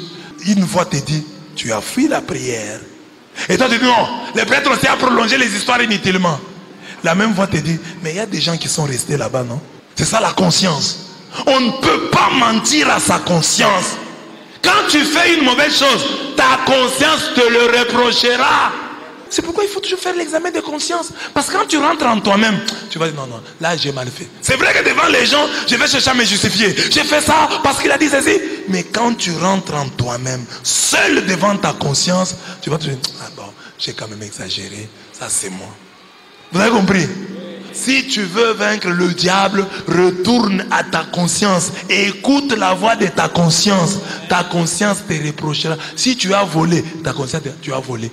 Mais l'autre voix là te dira, non, tu as payé avec raison. Ta maman ne t'avait pas donné. Maman, quand tu lui demandes l'argent pour payer les habits, elle refuse. C'est pourquoi je l'ai trompé. Mais ta conscience dit, mais pourquoi tu as trompé? Ce n'est pas bien. Et tu feras tout pour éteindre cette voix de la conscience et elle va continuer à retentir. Amen. Vrai ou faux? Il y a toujours une voix qui te dit Tu peux te justifier devant les gens. Non, tu peux parler, tu fais un bon discours. Les gens même te croient. Mais ta conscience te dit là, tu es en erreur. Alors, écoute la voix de ta conscience. En théologie des révélations, on dit comment est-ce que Dieu s'est révélé? Dieu s'est révélé dans la nature. Dieu s'est révélé aussi dans la conscience. Dieu s'est révélé dans les Écritures. Alors, par par la voie de la conscience, tu peux connaître Dieu. Même si ce n'est pas une révélation parfaite. Mais c'est vrai que la conscience à un certain moment peut être maladive. Quand elle est maladive, là, nous recourons aux Écritures. Alors j'ai dit les Écritures, la meilleure manière de lire les Écritures, c'est comment? Quand tu lis un verset qui va dans ton sens, lis l'autre qui te condamne. Comme ça, tu auras l'équilibre. Mais il ne faut pas lire seulement les versets qui te donnent raison. Lis aussi les versets qui te condamnent. Et maintenant, tu auras le juste milieu et tu pourras bien conduire ta vie. Amen. Est-ce que vous avez compris? Parce que le diable, quand il vient vers toi, il peut même se justifier. Tu vois, à l'église là, telle chose. Mais tu peux dire oui, ça c'est vrai. Ça c'est vrai.